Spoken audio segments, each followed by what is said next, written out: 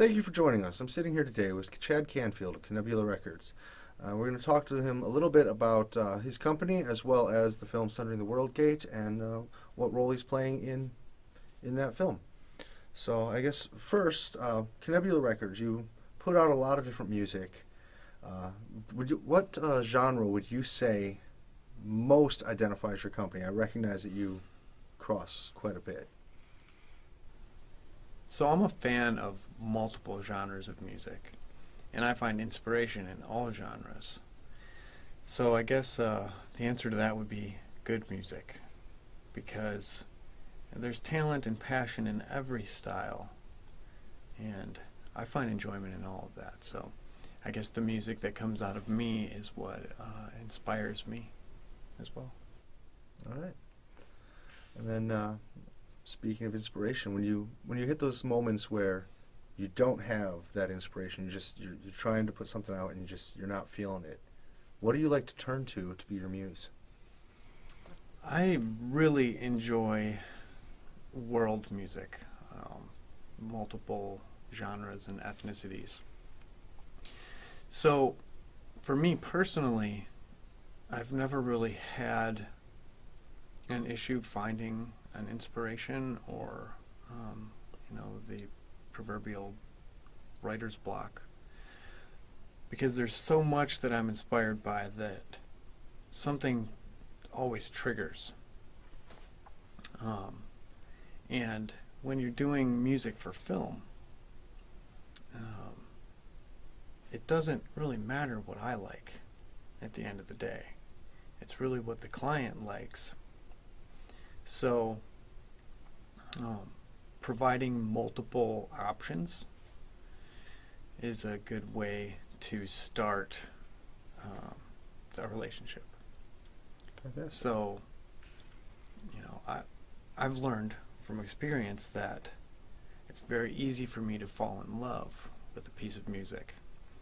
So when I am approached by a new client, the initial sketchbook demos I send are very raw and simplistic, because it gives room for growth and development, but also I haven't spent 6 to 12 hours composing a piece that now I'm never going to be able to use, or at least for that project. Maybe something will get recycled into another project, but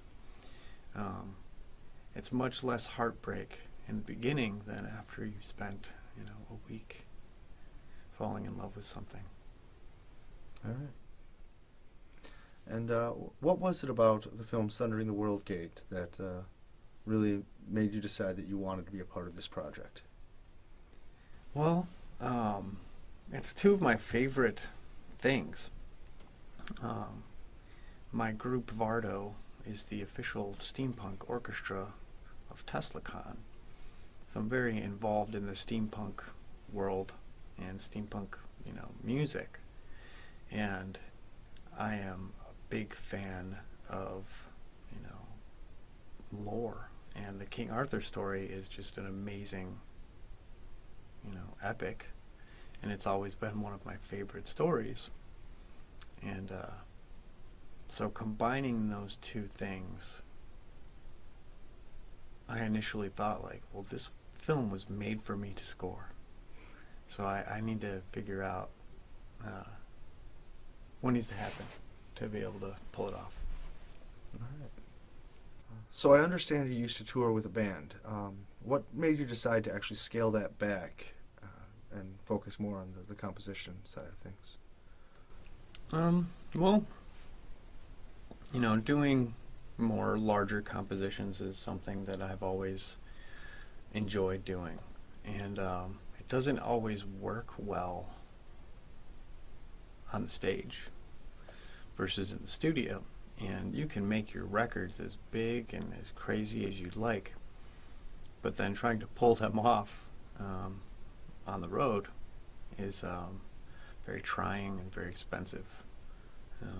There's a point we've got 15 people on stage at a club in some random part of the world, and it doesn't doesn't always go as easily as you'd like it to, and it's easy to misrepresent yourself when things get hectic and sloppy. In the studio, everything could be perfect, but it doesn't always work that way on the stage. And as far as I've known you, you've always been extremely passionate about music, but I've only met you recently. At what age would you say you actually decided you needed to become a musician? Oh man, the moment I could talk, I was singing, and there was always instruments in my world. My family is very musically inclined, so there was always music around, and my uncle was a tiger trainer for Ringling Brothers Circus. So I grew up going to the circus every year until I was a teenager, and the circus band was my favorite part. And I always said I wanted to be the ringmaster of the circus band, and look at me now, right? Yeah. So really, I started writing music before I started learning music. I could hear melody really well when I was young, and rhythm. So I started putting pieces of things together on the piano and the guitar before I even knew what notes were. It's like, oh, the one under the 2 black keys, and then the one under the 3 black keys. Well, that sounds good. Okay. So I kind of started composing before I started learning, which can be good and bad. Because sometimes I listen back to some of the compositions from when I was a teenager, and I'm like, man, that's a sour note. That doesn't work in that scale. And I think back and thinking, maybe I should have took a little more time with those. But I find music, especially recorded music, to be a really self-examination experiment, and almost a sonic journal. And I can look back to the compositions I wrote, 20 years ago and 10 years ago, and, audibly understand my growth and development. And sometimes those random things end up being beautiful and amazing, and it would be something I would never do today. And I find that having less knowledge, you experiment more.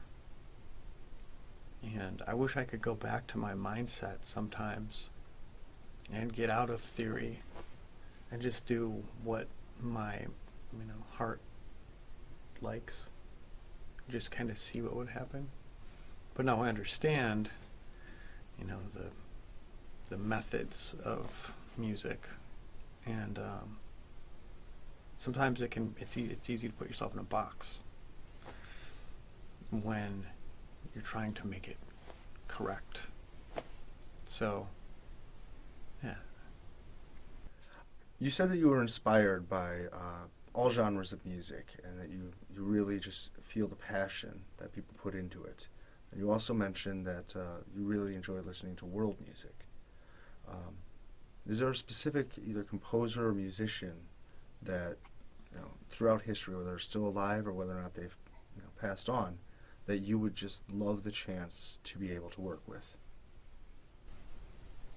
I'm going to answer this in 2 parts. All right.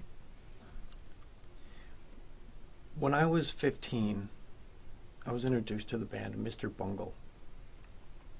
And at that time, I was very into punk rock music, Right. and metal music. I was 15. I was, that angry kid. And, but I still had the love for circus music. And when I heard Mr. Bungle, it was like circus punk. And if it wasn't for that band, I would be a very different person, let alone musician.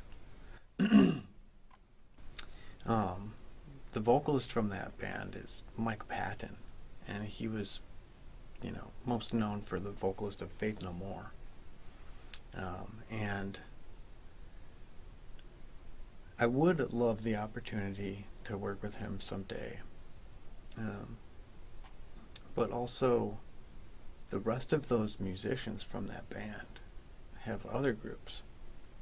And I think that if I was on a desert island and it's like, pick one band, I would honestly have to say that I would choose the Secret Chiefs 3, which is the guitar player for Mr. Bungle, Trace Bruins.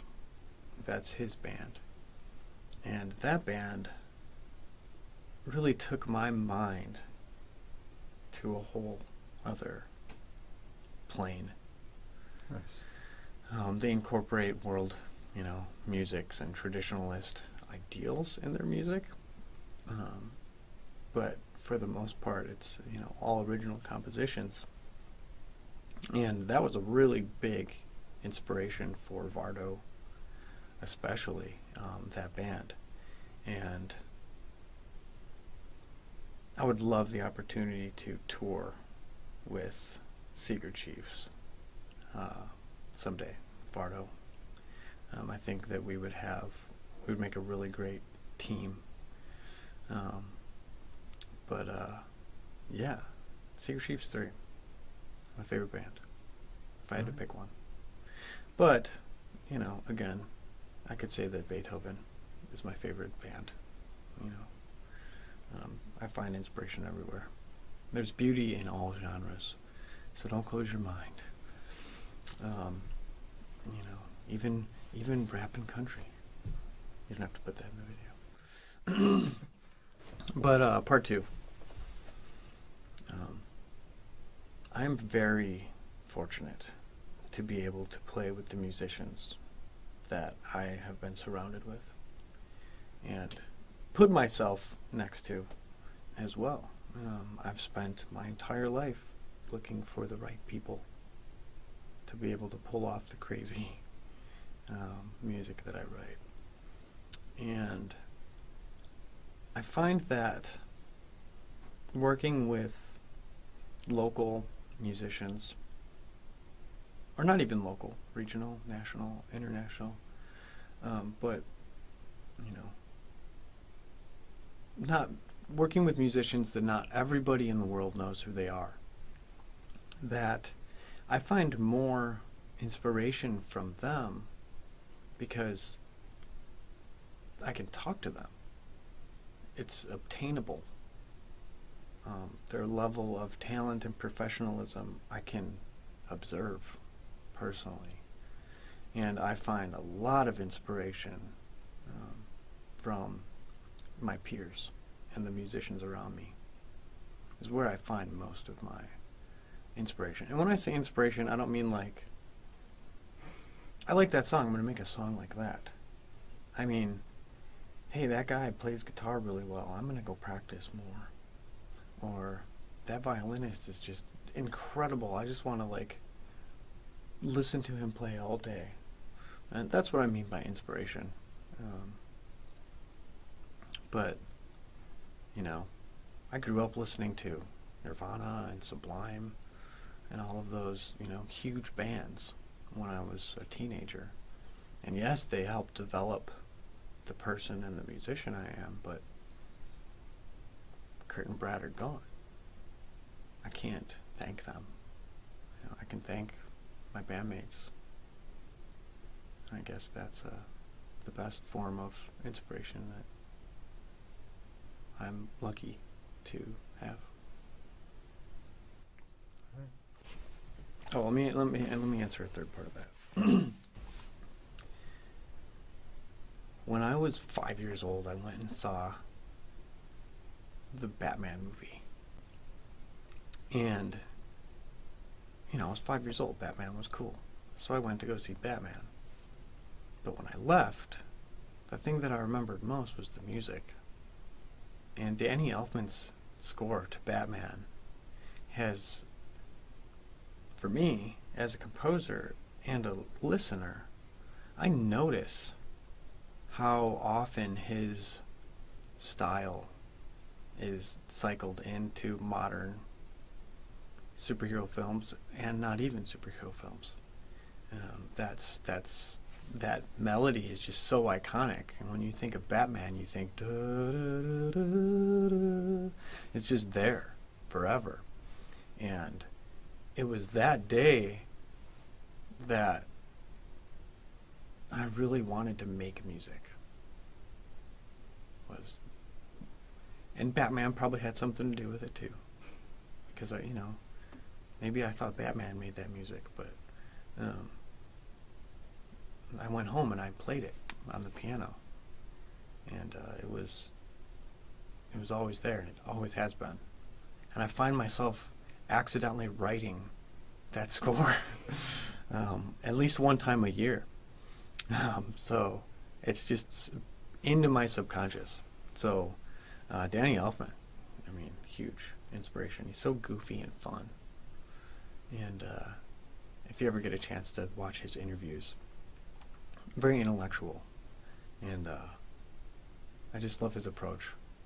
He comes from a band environment.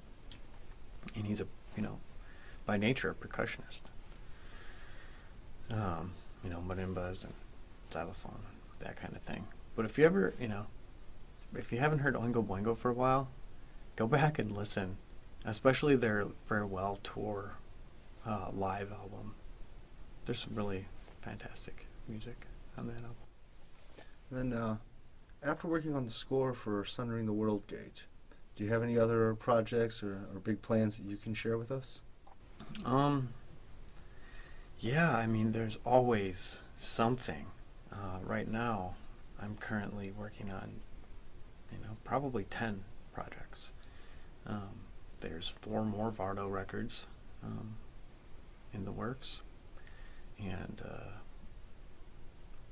about 12 years ago, I started composing for group Toma. And it always kind of took the back burner to, my more active projects. So I am very pleased to announce that, mark my words, the Toma debut record will be out next year. It's been too long. And as I mentioned before, tracking your growth as a composer, as your sonic journal, I haven't been able to do that with Toma, because I've been writing this music for 12 years. And there comes a point where I just need to start taking things away and getting it back to where it was then and where my mind was then. Because it's become a very different sound. And it's not the original inspiration that I had. So I'll be breaking it back down and putting it out. And applying the skills that I've learned over the last 12 years, of course.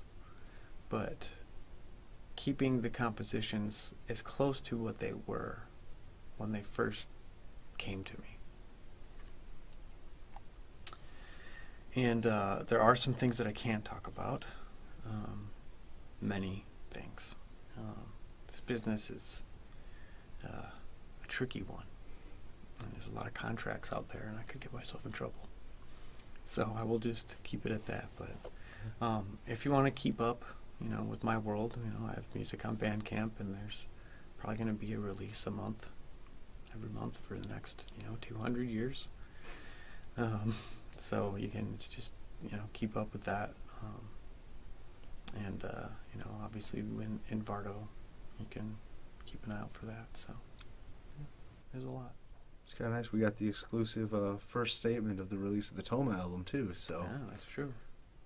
Yes, next year. I won't say when, but next year. Yes, 2019. Wonderful. Also, with Sundering The World Gate, you've had the opportunity to read the script. You've gotten multiple versions of it, because scripts get changed as the movie progresses, much like the music that you originally were inspired to create for Toma. As the years go, you change your style, and with the script, we get feedback from a lot of different people, and the script changes as well until it eventually gets closer to its final form. I know you've seen a couple of versions of it, so without spoiling too much of the movie, what would you say is the one scene that you're looking most forward to actually seeing in theater?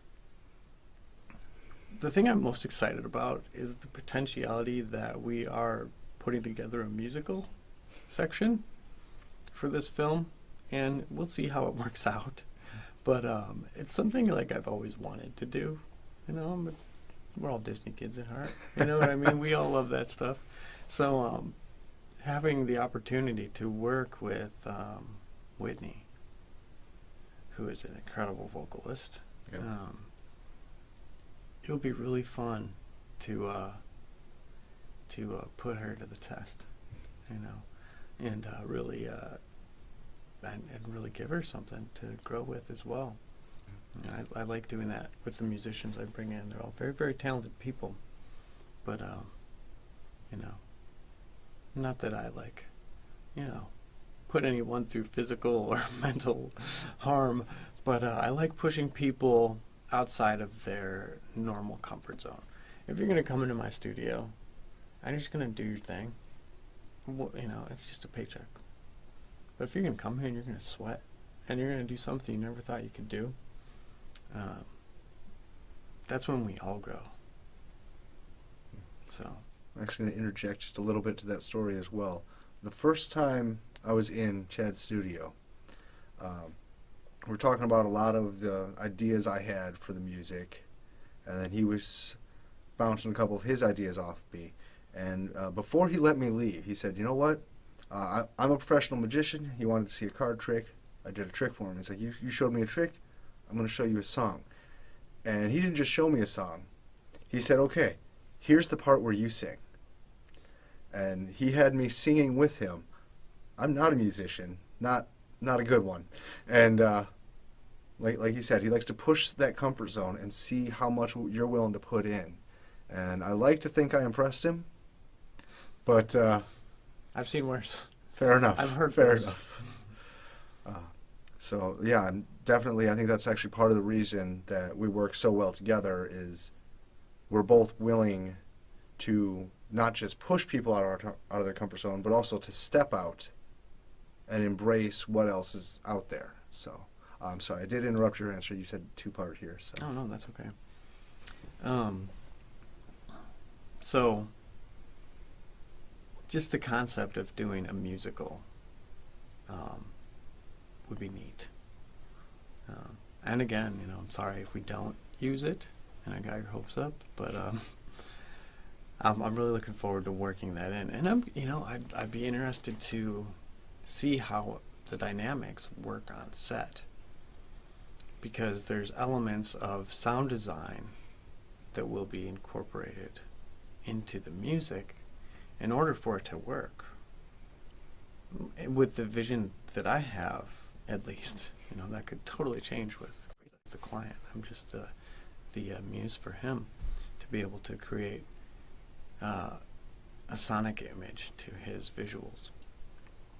But catalyst, if you would say. But I guess let's see, because there's some big things that happen, you know, so you can't really say too much. But I'm really looking forward to creating the sonic elements of some of the technology things in the film. You know, I go back to, I do a lot of conventions and meet and greets and demonstrations And what I always go back to is, you know, in the ideal of film scoring is Peter and the Wolf. How each character has their own motif. It's the leitmotif method, very popular in Star Wars. You hear the Imperial March and you know Darth Vader's coming, or something bad's going to happen. So building off of that element, not only with characters, but with technology, is something that I'm really looking forward to. So. Well, thank you, Chad, for being willing to sit down with me and answer some questions, and thank you for viewing, and hopefully you will enjoy what you hear and what you see. Chad is going to be continuing to do several other promotions with us, so you'll be able to take part in some of Vardo's concerts and any other shows that you're doing. I know you've got quite a few on deck. Yeah, I mean, I guess that's a kind of a thing I should bring up too. It's like I'm a new dad, so it's very different for me, and in all the best ways. Having a little bundle of inspiration is very motivating, and but it's been very challenging to be able to work as I have for the last 30 years of my life, but that's okay, because little boy is wonderful. So, and I'm very lucky to have a beautiful and loving wife that wants to help me, and she believes in me. All right. Thank you all for joining us. Thanks again to Chad, and we will see you next time.